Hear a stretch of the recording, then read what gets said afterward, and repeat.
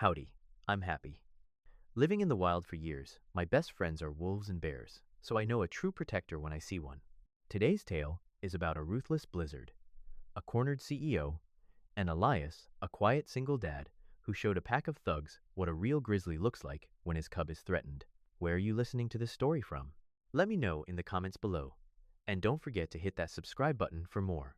The wind howled against the frosted glass of the silver skillet, a relentless, screaming force that threatened to shatter the very windows.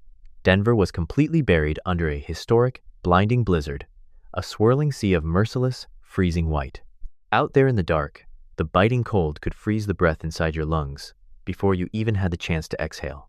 But inside this small, forgotten corner of the city, the air was thick, smelling warmly of burnt black coffee, melting butter, and old, polished pine wood. I am Wilder. I've sat in this exact same corner booth, on this exact same cracked red vinyl seat, for the better part of a decade. I'm a man who talks very little, but observes absolutely everything. My face is weathered, lined like a forgotten, folded leather map, a testament to 40 years of working the interstate freight lines before my knees finally gave out and left me grounded. I spend my evenings here nursing a single cup of black coffee, watching the ebb and flow of ordinary lives. Tonight, with the roads completely impassable, I was just profoundly grateful to have a warm, illuminated place to weather out the storm. Sleeping heavily, right next to my muddy boots, was Barnaby. Barnaby is the diner's unofficial mascot, a 12-year-old ginger tabby cat with a famously torn left ear, a souvenir from a fight in his wilder youth, and a sagging belly that literally sweeps the floor when he walks. He used to be a fierce, relentless mouser, terrorizing the back alleys. But time, age, and far too many dropped bacon scraps from generous truckers have turned him into a gentle, purring rug.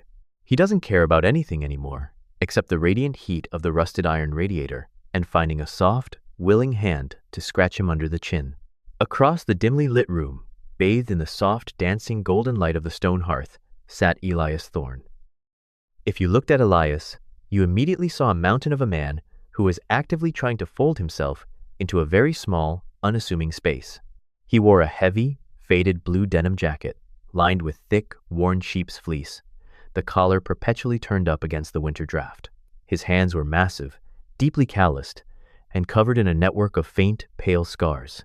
They were the kind of rugged hands that instinctively knew how to rebuild a broken diesel engine from scratch and, judging by the rigid posture of his broad shoulders, exactly how to take apart a man in combat. He was a former Army Ranger. The war overseas had violently taken a piece of his soul, leaving behind a quiet, guarded, and intensely private mechanic. Elias was a man who kept the world entirely at arm's length, choosing to let his heavy guard down for only one person on this earth. That person was sitting right across from him. Lily, his 7-year-old daughter, she was a tiny, fragile-looking thing, completely swallowed up in an oversized, hand-knitted, bright yellow sweater that made her look like a singular, brave little sunflower blooming inside the gloomy diner. Lily had a deeply ingrained habit of biting her lower lip whenever she was intensely focused, a trait she was currently utilizing as she hovered over a complex, 500-piece jigsaw puzzle spread messily across their wooden table. The puzzle depicted a vibrant, sun-drenched, tropical beach, a beautifully sharp, almost heartbreaking contrast to the frozen, hostile world raging just beyond the glass. She was a profoundly sweet, resilient little girl. Having grown up without a mother, she had quickly learned to find her own quiet, safe corners of peace in a world that hadn't always been fair to her father. Elias watched her with a heavy, silent tenderness that could genuinely break your heart. I watched as his massive, scarred fingers gently, carefully slid a tiny blue puzzle piece shaped like a wave right toward her waiting hand. The silence in the diner was thick and heavy, broken only by the comforting crackle of the fireplace logs and a sudden, harsh, rattling cough echoing from behind the main counter. That deep, painful sound came from Pops. Everyone in the neighborhood just called him Pops. He was a deeply frail man in his late 70s, his shoulders permanently and tragically hunched forward from a long, exhausting lifetime of leaning over a hot grease grill. He wore a faded, stained white apron tightly tied over a neatly ironed, albeit threadbare, plaid shirt. His thinning gray hair was combed back with meticulous care. Pops was the exact kind of rare man who would gladly give a shivering, hungry stranger a free hot meal without a single second thought. It was a beautiful, reckless generosity that had made him deeply beloved by the local community, but it had also left his cash register completely empty. The recent brutal years of economic downturn had not been kind to him. The aggressive gentrification of the Denver suburbs and his own rapidly failing respiratory health had slowly chipped away at his vibrant spirit. Right now, he leaned heavily against the polished wooden bar, his breathing labored, wiping a damp rag over the exact same clean spot over and over again, lost in a dark sea of his own thoughts. Standing right beside him at the vintage cash register was his granddaughter, Chloe. She was 21 years old, tall, and painfully thin, carrying a posture of perpetual exhaustion. She had deep, bruised-looking dark circles under her large, expressive brown eyes, circles that no amount of cheap drugstore concealer could ever hope to hide. Her dark hair was thrown up into a messy, hurried bun, pragmatically secured in place by a single, chewed-up yellow pencil. Chloe was a natural-born fighter. She spent every single one of her waking days rushing around carrying heavy trays of food, and her nights buried deep inside massive, heavy medical textbooks stacked beneath the counter. She was fiercely, desperately determined to become a registered nurse. It was her ticket out, her ultimate plan to save herself and her grandfather. But tonight, standing under the harsh, unforgiving fluorescent bulb of the register, the fierce fight seemed to be completely draining out of her small frame. From my quiet corner, I watched carefully as Chloe chewed nervously on the plastic end of a red pen. Spread out directly in front of her on the counter lay a thick, depressing stack of paper envelopes. Every single one of them was aggressively stamped with bold, terrifying red letters. Past due. Pop suddenly stopped wiping the counter. The damp rag slipped from his trembling, spotted hand and fell to the floor with a wet slap. He let out another deep, chest-rattling cough, gripping his chest, before he finally turned to look at his granddaughter. The sheer, crushing defeat evident in his watery eyes was significantly heavier than the feet of snow currently piling up against the diner's front door. Chloe, sweetheart. His voice was a fragile, broken rasp, barely carrying over the violent sound of the wind outside. I got a phone call from Mr. Henderson at the commercial bank today. Chloe completely froze. She didn't dare look up from the red-stamped bills, her jaw visibly tightening so hard I thought her teeth might crack. We just need a little more time, Pops. That's all. The holiday rush is coming next week. The tips will get better, I promise. They won't wait anymore, honey, Pop said gently, his voice abruptly cracking with a profound, suffocating sorrow he could no longer hide from her. They're foreclosing on the property next month. The diner. It's gone. I've lost it. Chloe finally snapped her head up, her wide brown eyes shining brightly with heavy, unshed tears. The yellow pencil suddenly slipped from her messy hair, allowing several long, dark strands to fall untidily across her pale face. And your nursing school. Pop swallowed incredibly hard, physically turning his head away out of deep, insurmountable shame. I'm so incredibly sorry, my beautiful girl. I think you're going to have to put your enrollment on hold. We are going to need absolutely everything we have just to find a small apartment to live in. I watched the tragedy unfold from my booth as Chloe's slender shoulders slumped forward. The massive, crushing weight of the world, a cold world composed entirely of unpaid utility bills, harsh bank notices, and utterly shattered dreams, crashed down violently upon her young, fragile shoulders. She stared at the red letters, her breathing shallow and ragged. But then, an extraordinary thing happened. She took a deep, shuddering, defiant breath. She stubbornly wiped her eyes, reached across the cold laminate counter, and firmly placed her small, trembling hand entirely over her grandfather's wrinkled, shaking one. Don't you ever say that, Pops, she whispered to him. Her voice was no longer a frightened tremble. It was fierce, armed with a desperate, unbreakable kind of familial love. She fiercely fought back the tears that violently threatened to spill down her cheeks. We are not losing this place. Not while I'm breathing. And I am absolutely not giving up on nursing school. I will pick up 3 extra night shifts at the diner downtown if I have to. I will skip sleeping. I will find a way. We always find a way. Pops just nodded his head slowly, though the dark, heavy hopelessness did not leave his tired eyes. He slowly bent down, retrieved his fallen rag, and went back to silently wiping the counter.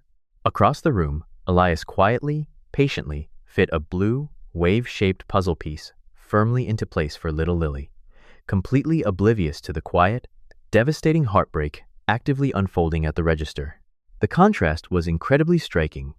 The peaceful, warm, safe bubble of a quiet father and his daughter set directly against the silent, desperate storm of a struggling family, violently losing their entire livelihood. I took a slow sip of my bitter, cold coffee, listening to the winter wind scream against the glass outside, knowing deep in my bones that in forgotten places like this, terrible trouble was never too far away. Chapter 2. The Uninvited Guest. The fragile, warm illusion of safety inside. The silver skillet shattered in a single violent heartbeat. The heavy, reinforced oak front door did not merely open, it was savagely kicked inward, the brass hinges screaming in protest as they slammed against the interior wall.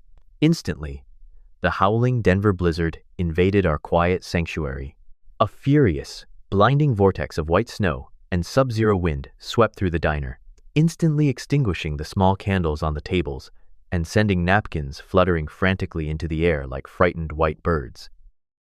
The comforting smell of black coffee and melting butter was violently replaced by the sharp, metallic scent of freezing air and fresh, raw panic. A figure stumbled over the frozen threshold, his movements jerky and completely devoid of balance. He collapsed heavily onto the linoleum floor, desperately kicking the heavy oak door shut behind him with a wet, heavy thud that rattled the front windows. From my quiet corner booth, I narrowed my eyes, observing the intruder through the dim, flickering overhead lights. This was Julian Sterling. Even battered, bruised, and crawling on a diner floor, the man reeked of an arrogant, deeply entrenched wealth that simply did not belong in this part of town. Julian was a man in his late 30s, possessing sharp, aristocratic features that were clearly used to looking down at the world from the top floor of a glass skyscraper.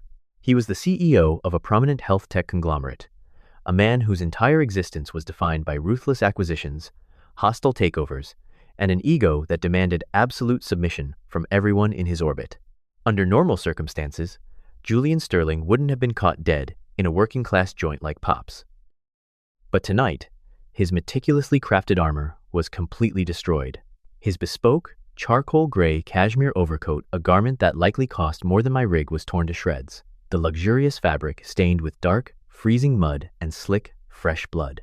A nasty gash above his left eyebrow was bleeding freely, the crimson stream running down his pale, terrified face and dripping onto the collar of his ruined silk shirt. Julian's chest heaved violently as he gasped for the warm air of the diner. Yet, despite his obvious physical trauma, his trembling right hand was not pressing against his bleeding head. Instead, it was clutching the inside breast pocket of his torn cashmere coat with a frantic, obsessive desperation. His knuckles were bone white. From my vantage point, as his coat fell open, I could see exactly what he was guarding. A thick, encrypted, military-grade silver hard drive. He was frantically muttering to himself, his voice a hoarse, panicked whisper that barely carried over the wind outside. 10 million. The data is mine. They can't have it. It was abundantly clear to anyone who knew the look of a hunted man. He hadn't just been in an accident. Julian Sterling had stolen something incredibly valuable: proprietary secrets, illicit funds, or dark leverage straight from the hands of the local mafia, and the wolves were currently hunting him through the snow. Behind the counter, the crushing despair that had paralyzed Chloe only moments before instantly evaporated. The sight of a bleeding man collapsing on the floor triggered a profound, automatic response deep within her. The struggling, overwhelmed granddaughter vanished, instantly replaced by the sharp, focused instincts of a dedicated nursing student.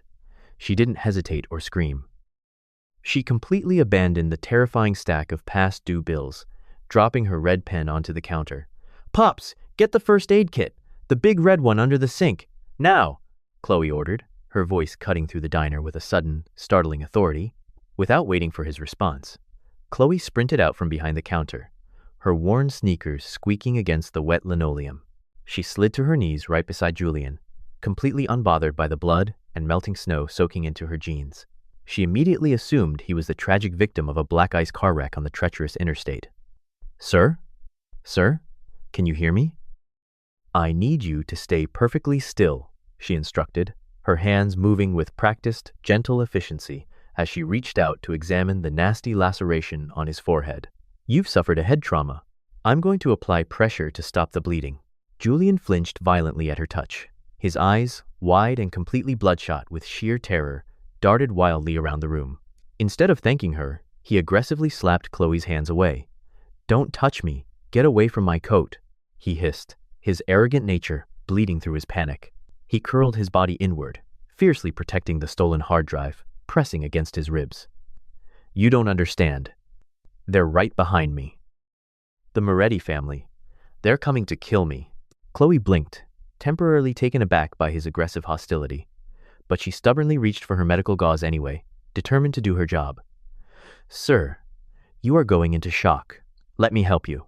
While Chloe fought to stabilize the ungrateful, terrified CEO, Pops had rushed to the end of the wooden bar. His frail, trembling hands desperately grabbed the heavy receiver of the diner's old-fashioned rotary wall phone. His knuckles were pale as he quickly dialed 911, fully intending to summon an ambulance and the highway patrol to their doorstep. The old man pressed the black plastic receiver hard against his ear, his wrinkled face tight with worry for the bleeding stranger on his floor. I watched Pops carefully. I watched as the deep lines on his forehead suddenly shifted from standard, urgent concern to a cold, paralyzing horror. Pops didn't speak into the receiver. He just stood there, completely frozen, listening to the absolute hollow void on the other end of the line. There was no static. There was no automated weather delay recording. There was absolutely nothing. His shaking fingers reached up, wildly tapping the metal receiver hook up and down, praying for a dial tone that simply did not exist.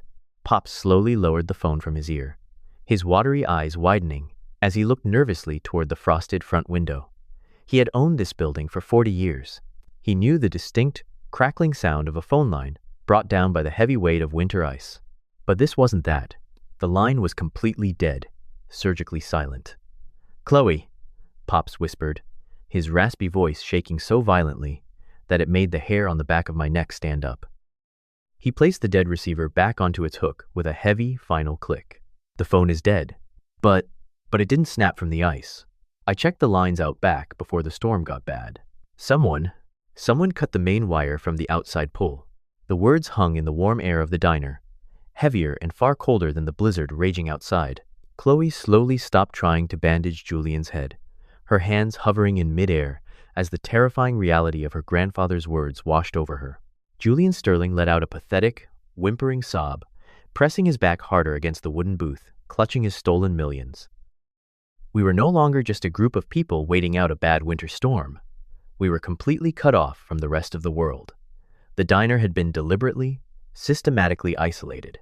The wolves weren't just hunting him in the snow anymore. They had officially arrived at our door. Across the room, the only person who didn't look surprised was Elias Thorne. As the panic began to quietly set in, I watched the massive former ranger slowly, silently shift his large body, deliberately placing himself directly between the heavy front door and his daughter, Lily. He didn't say a single word, but his scarred hands slowly let go of the jigsaw puzzle pieces. Chapter 3. The Cold Bright Blade. The oppressive silence that followed Pops's horrifying revelation about the severed phone line did not last long. It was instantly shattered by a violent, booming thud against the heavy oak front door, a sound so forceful it made the remaining coffee cups violently rattle in their saucers. The door was kicked open once more, and the howling Denver blizzard violently pushed 3 massive figures over the threshold. From my quiet corner booth, I watched the snow swirl fiercely around their dark silhouettes as they stepped into our fragile, terrified sanctuary. The man leading the trio moved with the terrifying, silent grace of an apex predator. This was Victor, the Moretti crime family's most feared enforcer. He was tall, impeccably dressed in a tailored, jet-black wool trench coat that seemed entirely immune to the biting cold. His face was a chilling mask of aristocratic cruelty, dominated by a thick, jagged, pale scar that violently slashed down from his left cheekbone to his jawline, a brutal, permanent reminder of a life deeply entrenched in the unforgiving shadows of the criminal underworld. Beside him stood Gabe, a walking, breathing mountain of pure, unadulterated muscle. Gabe wore a tight, distressed leather jacket that aggressively strained over his massive shoulders, his shaved head gleaming with melted snow. He possessed dead, vacant eyes that held absolutely no empathy, only a dull, mechanical hunger for violence. The third man, Rocco, was smaller, wiry, and practically vibrating with a chaotic, unhinged, nervous energy. He gripped a heavy, solid steel tire iron, tight in his black leather gloves, his hyperactive eyes darting around the diner with a sick, sadistic eagerness. Victor calmly turned around, placed his gloved hand against the heavy oak door, and pushed it shut against the raging storm. He reached up and slowly, deliberately, turned the heavy brass deadbolt. Click. The sharp, metallic sound echoed through the diner like a harsh judge's gavel, sealing a definitive death sentence. Victor smiled, a cold, empty expression that entirely failed to reach his dead eyes. He slowly scanned the room until his gaze locked onto the pathetic, bleeding form of Julian Sterling, who was currently cowering on the floor near the counter, desperately clutching his stolen hard drive. Like a wolf cornering a wounded rabbit, Victor slowly walked toward the terrified CEO. Julian scrambled desperately backward, his expensive leather shoes slipping on the wet linoleum until his back hit the solid wood of the corner booth. With nowhere left to run, the powerful, arrogant billionaire completely shattered. Julian collapsed onto his knees, his hands trembling violently as he looked up at his executioner. "Victor, wait! Please, God, wait!" Julian pleaded, his voice cracking into a high-pitched, hysterical whine. "You don't have to do this! The data is all here. It's untouched. I can give you so much more." Victor stood towering over him, looking down with absolute, chilling disgust. "You made a very foolish, fatal mistake, Mr. Sterling. The Moretti family does not tolerate thieves, and my boss certainly does not like it when people take what rightfully belongs to him. I'll double it," Julian screamed, tears of sheer, pathetic terror streaming down his bloody face, entirely abandoning whatever dignity he had left. "I have offshore accounts, millions. I can make you the head of global security at Sterling Health. I'll give you stock options, executive titles, anything you want. Just name your price and let me live." Victor slowly shook his head, reaching into the deep inner pocket of his trench coat. He didn't pull out a gun. Instead, he smoothly drew a long, wickedly sharp tactical combat knife. The lethal steel blade caught the dim, flickering light of the diner, shining with a cold, bright, merciless promise. "The Moretti family doesn't need your corporate titles or your dirty stocks, Julian.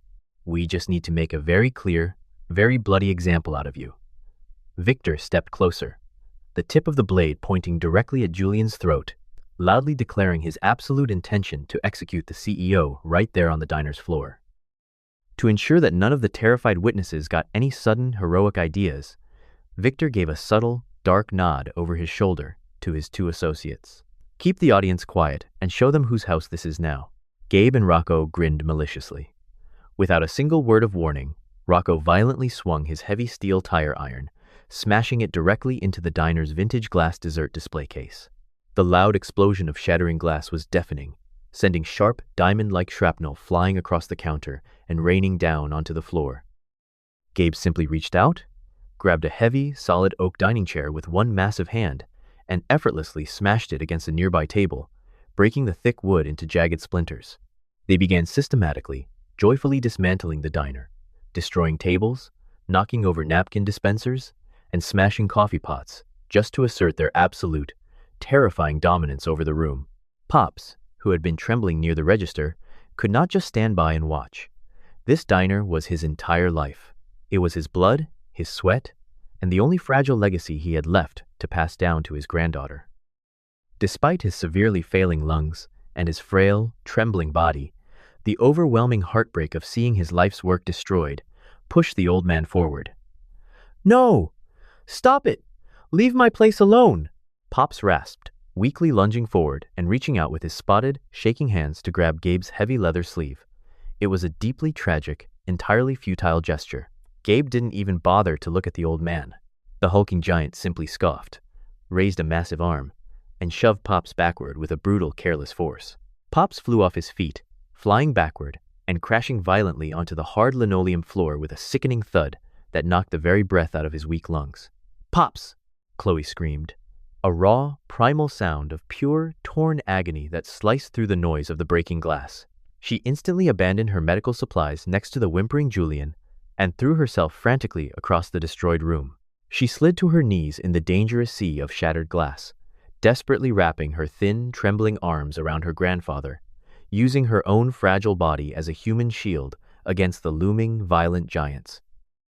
She looked around at the shattered display cases, the violently broken chairs, and the ruined, violated sanctuary that had been their only safe haven in a cruel world. A single, heavy tear of absolute, crushing despair rolled slowly down her pale cheek. The bank was already threatening to take the silver skillet away next month, but these monsters were physically destroying it tonight. And far worse. This warm, loving place, the very heart of their small, struggling family, was about to become the gruesome, bloody stage for a cold-blooded mafia execution. From my booth, I watched in terrified silence, fully believing that the end had finally come for all of us. Chapter 4. 15 Seconds of the Storm. The diner echoed violently with the chaotic sounds of destruction. Rocco, practically vibrating with a sick, adrenaline-fueled excitement, swung his heavy steel tire iron once more, this time bringing it down hard upon a stack of thick ceramic dining plates resting on a nearby busser's cart. The sharp, explosive crash of shattering porcelain was deafening, the piercing noise cutting right through the heavy tension of the room like a physical blade. From my quiet corner booth, I immediately looked over at table 12. The explosive noise had made little Lily jump completely out of her skin. Her tiny, fragile shoulders violently trembled, and a crucial puzzle piece, a bright blue wave she had been holding so carefully, slipped from her small, startled fingers, tumbling uselessly onto the linoleum floor. Elias Thorne did not flinch at the sudden sound of the breaking plates. However, his entire demeanor shifted the exact microsecond his daughter showed fear.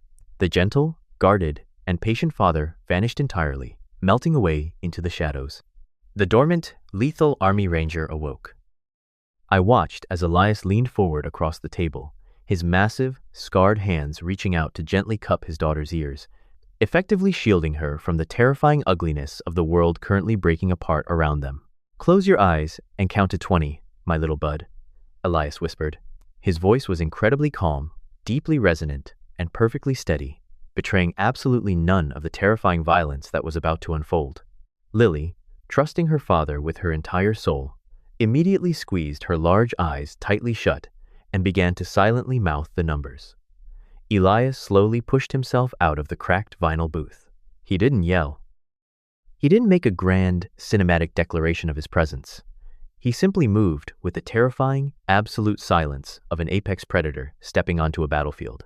Meanwhile, the chaos near the register had reached a terrifying boiling point.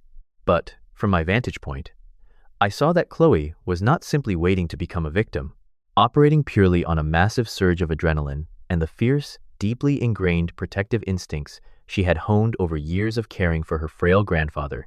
She refused to be paralyzed by the unfolding nightmare. She wasn't going to let her family die tonight.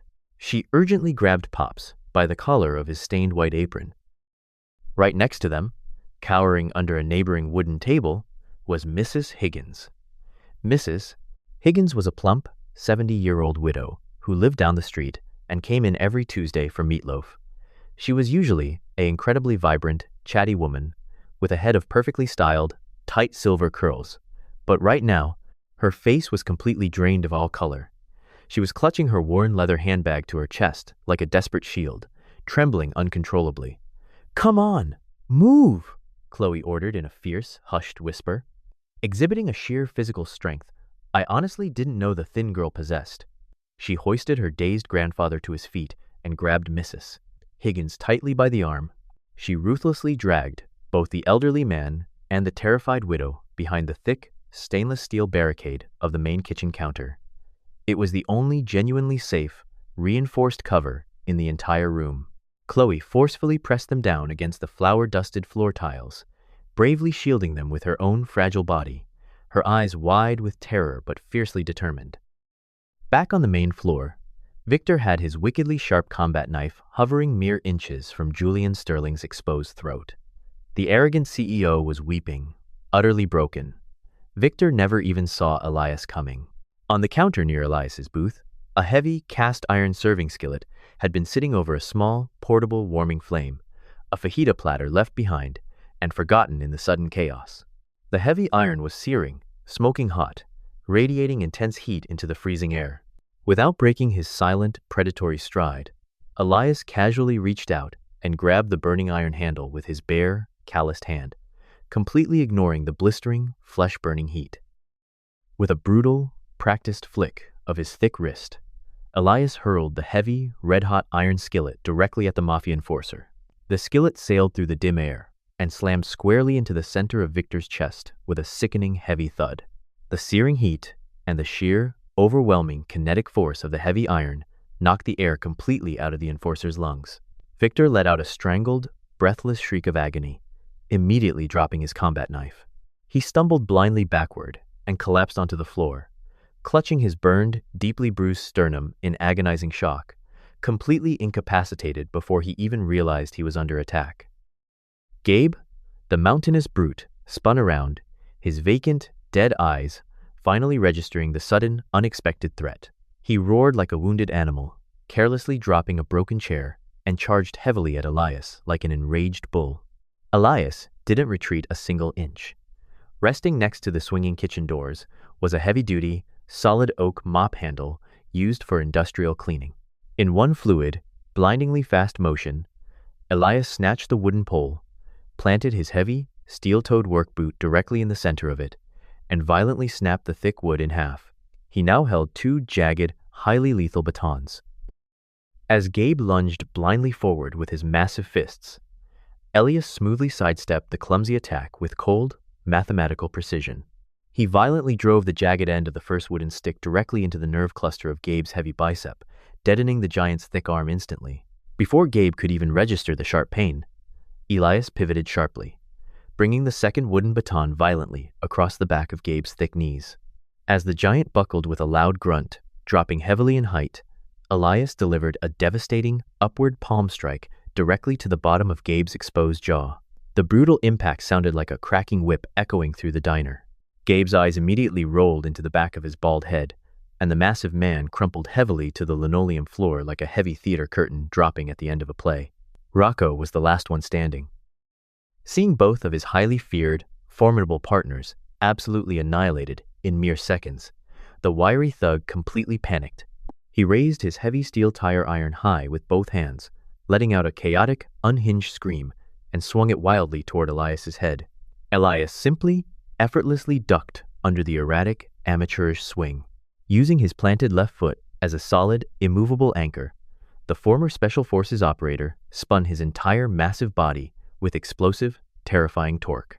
He executed a flawless, brutally efficient spinning hook kick. His heavy, steel-toed boot connected absolutely flush with the side of Rocco's skull. The sound of the impact was horrifying. Rocco was instantly lifted completely off his feet by the sheer rotational force of the blow, spinning violently mid-air before crashing heavily into a row of metal bar stools.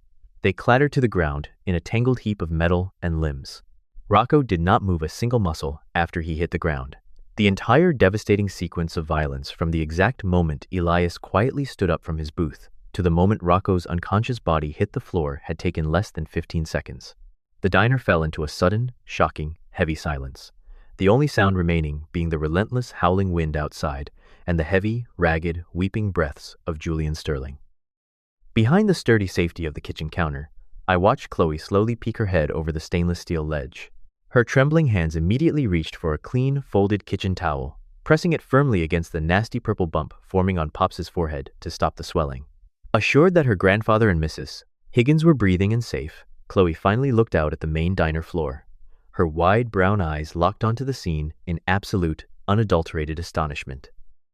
The three terrifying, heavily armed Mafia enforcers, who had just aggressively threatened to brutally murder them all, were currently lying completely unconscious, broken, and bleeding across the ruined linoleum floor. Standing perfectly still in the absolute center of the wreckage was the quiet, unassuming mechanic from Table 12. He wasn't even breathing hard. Chloe stared at Elias Thorne, completely mesmerized, her mind utterly unable to reconcile the sweet image of the gentle, patient father helping his daughter with a puzzle with the lethal, unstoppable force of nature that had just miraculously saved all of their lives in the blink of an eye. Chapter 5. The Offer in the Winter Night. The immediate aftermath of the terrifying violence was completely enveloped in a heavy, suffocating silence, broken only by the relentless, screaming wind of the Denver blizzard battering against the frosted windows. The air inside the diner was thick with the sharp, metallic scent of fresh blood, the acrid smoke from the overturned fajita skillet, and the bitter aroma of spilled black coffee. From my quiet corner booth, I watched the unbelievable scene unfold. The three massive, terrifying Mafia enforcers, Victor, Gabe, and Rocco, lay completely motionless on the ruined linoleum floor, a tangled, broken heap of defeated monsters. Julian Sterling, still backed into the corner booth where he had fully expected to draw his last agonizing breath, slowly opened his eyes. He raised a trembling, blood-stained hand to his throat, his fingers frantically searching for a fatal wound that wasn't there. When he finally realized he was actually still alive, a chaotic, hysterical mixture of profound relief and sheer, disbelieving shock washed over his pale, aristocratic face. He scrambled to his hands and knees, his expensive, torn cashmere coat dragging through the puddles of melted snow and broken porcelain, and stared wide-eyed at the quiet mechanic standing peacefully in the center of the wreckage. "My God," Julian gasped, his voice a ragged, breathless wheeze. He painfully pushed himself up, leaning heavily against a shattered table for support. You saved my life. You actually took them all down." Elias Thorne did not even look at him. The former Special Forces operator merely rolled his broad, muscular shoulders, adjusting the thick fleece collar of his faded denim jacket. His face remained entirely impassive, a stoic mask carved from solid granite, entirely unaffected by the phenomenal feat of lethal combat he had just performed. Julian, driven by a desperate, frantic need to regain some semblance of control over a situation that had completely stripped him of his power, stumbled forward. He reached into his ruined coat, clutching the stolen silver hard drive that had started this entire nightmare. "I am Julian Sterling. I'm the CEO of Sterling Health. Do you have any idea what you just did for me? I owe you my life. I can give you anything you want. Anything." Julian's voice grew louder, increasingly manic, as he tried to buy the allegiance of the man who had just saved him. $2 million. No! $5 million. I will wire it to any offshore account you name. I'll give you a massive percentage of company stock, a corner office, a position as my personal director of security. Just name your price. I can make you a king in this city." Elias finally paused. He turned his head slowly, his piercing, cold gray eyes locking onto the frantic, babbling billionaire. For a single, terrifying second, Julian froze, shrinking back under the immense, crushing weight of Elias's silent gaze. But Elias didn't speak. He didn't demand a reward, nor did he acknowledge the millions of dollars being desperately thrown at his feet. To a man who had survived the horrors of war, and whose entire universe revolved around the safety of his little girl, Julian's wealth was completely meaningless. It was less than dirt. Without uttering a single syllable to the CEO, Elias turned his broad back on Julian and calmly walked back over to table 12. He reached into the back pocket of his faded jeans and pulled out a deeply worn, dark brown leather wallet. The leather was frayed at the edges, bearing the distinct, honorable marks of years of hard, honest blue-collar work. Elias carefully extracted a single, slightly wrinkled $100 bill. He placed it gently on the wooden table, pinning it down securely under the base of an unbroken ceramic coffee cup to pay for their meal and the broken plates. Elias then leaned over the booth. He reached out with his massive, scarred hands and gently touched his daughter's tiny shoulders. 18, 19, 20. Lily's sweet, innocent voice chimed brightly from the shadows of the booth. She had kept her eyes squeezed completely shut, just as she was told. "I'm done, Daddy." "Did I do a good job?" "You did a perfect job, my little bud," Elias said, his deep, rumbling voice instantly returning to the soft, tender tone of a loving father. He smoothly scooped the tiny girl up into his massive arms, expertly shifting her weight so that her face was buried safely in his thick sheepskin collar, completely shielding her innocent eyes from the bloody, broken bodies littering the diner floor. Elias Thorne simply nodded a silent, respectful goodbye toward the kitchen counter where Chloe and Pops were hiding. Then, carrying his daughter safely in his arms, the quiet man from table 12 pushed open the heavy oak front door and stepped out into the raging, freezing Denver blizzard, entirely leaving behind the wealth, the power, and the bloodied criminals. He vanished into the swirling white snow, desiring nothing more than to go home. Julian Sterling was left standing entirely alone in the bitter, freezing draft blowing through the open door. He stared at the empty doorway, completely dumbfounded. His jaw hung slack. He had spent his entire adult life operating under the cynical, absolute belief that every single person on Earth had a price. Yet, the deadliest man he had ever met had just walked away from a literal fortune without a second glance, caring only about protecting his child's innocence. The cold wind finally snapped Julian out of his daze. He slowly turned around. The stolen hard drive still clutched tightly in his hand, and truly looked at his surroundings for the first time. The silver skillet was an absolute war zone. Smashed glass glittered menacingly under the flickering fluorescent lights. Thick wooden chairs were splintered into jagged pieces. The beloved dessert display case was utterly destroyed, cherry pies and cheesecakes mashed into the dirty, wet floor. Then, his gaze fell upon the kitchen area. Emerging slowly from behind the stainless steel counter was Chloe. The young nursing student's knees were trembling, her clothes covered in flour and dirt. She was desperately holding on to her frail grandfather, Pops, who was weeping silently. The old man was not crying from physical pain, but from the absolute, crushing heartbreak of seeing his life's work, his family's only sanctuary, violently torn to shreds. Scattered all over the floor near the cash register, fluttering in the cold wind, were the stacks of red-stamped envelopes. The past-due bank notices were now soaking up the freezing snow and the dark blood of the Mafia enforcers. Julian stood completely frozen amidst the wreckage. A sudden, sickening wave of intense shame violently crashed over him, hitting him far harder than any physical blow from Victor could have. He looked down at the cold, metal hard drive in his hand, the item he had stolen purely out of boundless corporate greed, the item he had been willing to kill and die for. Because of his profound arrogance, his selfish, reckless actions, he had brought a deadly nightmare straight to the doorstep of these innocent, struggling people. He saw Chloe gently wiping away a tear from her grandfather's deeply wrinkled face, her own dreams of nursing school likely buried forever beneath the rubble of this destroyed diner. The near-death experience, combined with the quiet, devastating dignity of Elias's departure, violently shattered Julian Sterling's massive ego. The billionaire finally saw the incredibly high, devastating human cost of his ambition. He wasn't a corporate genius tonight. He was just a selfish coward who had almost destroyed the lives of the only good people left in this freezing city. As he stood there in the ruins, the unbearable weight of his own conscience finally caught up to him. Chapter 6. Light After the Storm. Several months had passed since that terrifying, blood-soaked winter night. The merciless, howling blizzards of the Denver winter had finally surrendered, melting away to reveal the bright, hopeful warmth of a vibrant Colorado spring.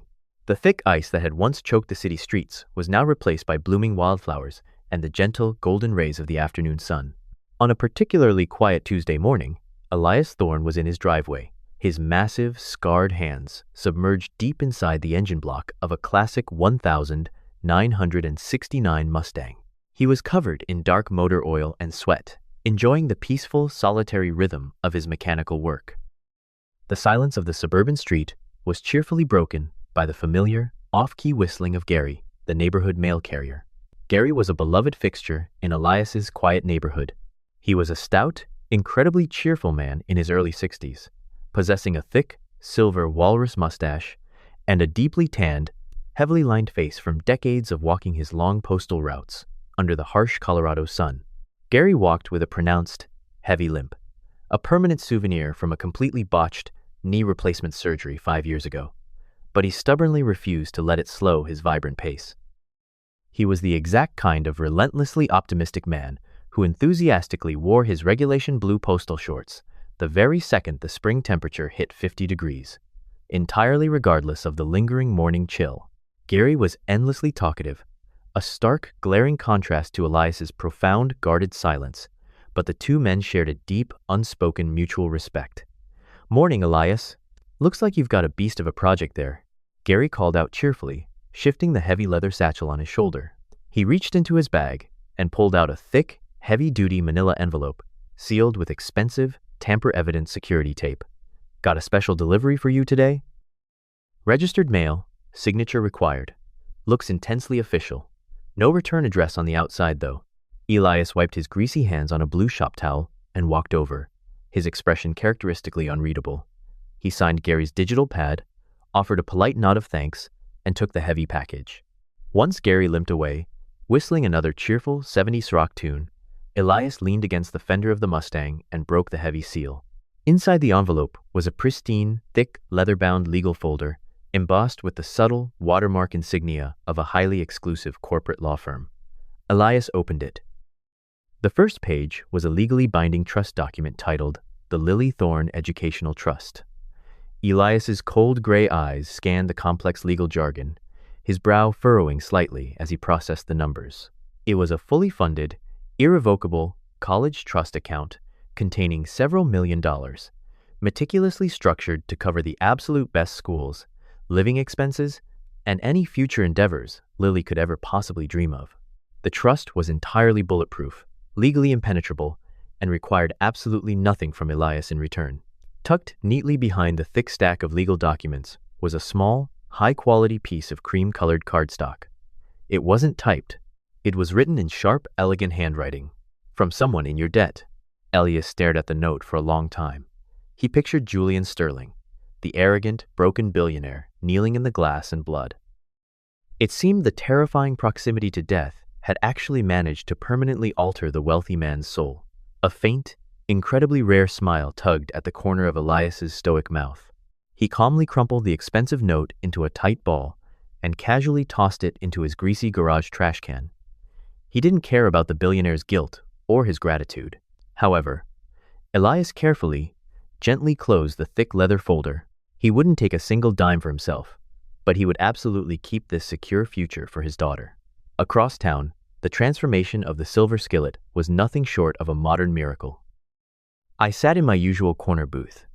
Though the booth itself was completely new, upholstered in pristine, vibrant red leather that smelled like fresh luxury. The entire diner had been meticulously, beautifully resurrected. The shattered wooden chairs had been replaced with solid, handcrafted oak. The floors were gleaming, imported checkerboard tiles.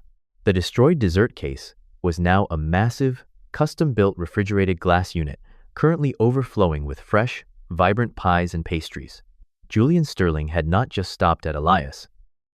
Operating entirely from the shadows, using an army of elite proxy lawyers and shell companies, the CEO had quietly, aggressively intervened in the diner's tragic fate. He had completely bought out the predatory commercial bank's debt, instantly erasing every single horrifying red-stamped past due notice that had haunted Chloe's nightmares. He secretly funded the massive, top-to-bottom renovation of the establishment. Furthermore, a mysterious, fully paid scholarship had miraculously appeared in Chloe's name at the university, covering her entire nursing school tuition, her heavy textbooks, and her living expenses for the next 4 years. The diner was now incredibly bustling, filled with the loud, joyful chatter of hungry locals and the comforting, rich aroma of frying bacon and fresh coffee. Behind the gleaming stainless steel counter stood Pops.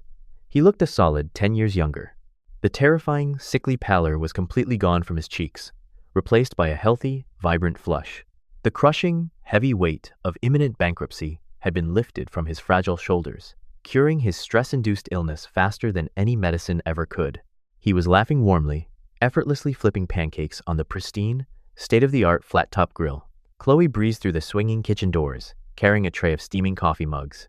She looked completely radiant. The dark, exhausted circles under her large brown eyes had completely vanished. She was no longer wearing her stained, worn-out waitress uniform. Instead, she wore a pair of crisp, professional blue clinical scrubs, having just rushed over from her hospital rotation to help her grandfather during the busy lunch rush purely out of love, not desperate necessity. Just as I took a sip of my excellent coffee, the brass bell above the heavy glass front door jingled merrily. The lively chatter in the diner dipped for just a fraction of a second as Elias Thorne walked in, holding little Lily securely by the hand. Lily was wearing a bright pink spring dress, her face lit up with a massive, gap-toothed smile. "Elias! Lily! My favorite customers!" Pops called out joyfully from the grill, his eyes crinkling with genuine, boundless affection. Chloe practically sprinted across the diner, her face beaming with deep, unspoken gratitude as she led them to the absolute best booth by the sunlit window. She didn't hand them a menu. She simply brought out 2 massive, steaming slices of Pops's famous homemade cherry pie and a tall glass of cold milk for Lily. "On the house, Elias," Chloe said softly, her brown eyes meeting his quiet gray ones with profound, endless appreciation. Always on the house for you two. Elias offered her a small, respectful nod, taking his seat opposite his daughter. As I watched Lily happily dig into her warm pie, giggling at a joke her father quietly whispered to her, I leaned back against the plush red vinyl of my booth. The terrifying shadows, the brutal violence, and the freezing, merciless blizzard of that dark winter night were completely gone, permanently banished by the enduring warmth of a community reborn, all because one quiet, ordinary father had simply decided to stand up. The story of Elias and the Silver Skillet Diner leaves us with a beautiful reminder about life.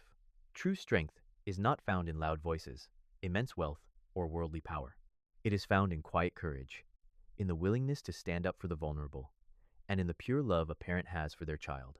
In our daily lives, we might not face freezing blizzards or dangerous situations, but we all navigate our own everyday storms. We frequently encounter moments where someone around us needs a helping hand, a comforting word, or simply a safe presence to stand by their side. This story teaches us that anyone can be a guardian angel in disguise, and that it is never too late for a hardened heart to learn the true value of compassion and generosity. If this message brought warmth to your heart today, please share this story with your family and friends to spread the light. Leave a comment to let us know your thoughts, and please subscribe to the channel so we can continue sharing these meaningful journeys with you. May God bless you and your loved ones with abundant peace, health, and the gentle strength to be a guiding light for others in times of darkness. If you believe that God uses ordinary people to work His beautiful miracles every single day, please type Amen in the comments below.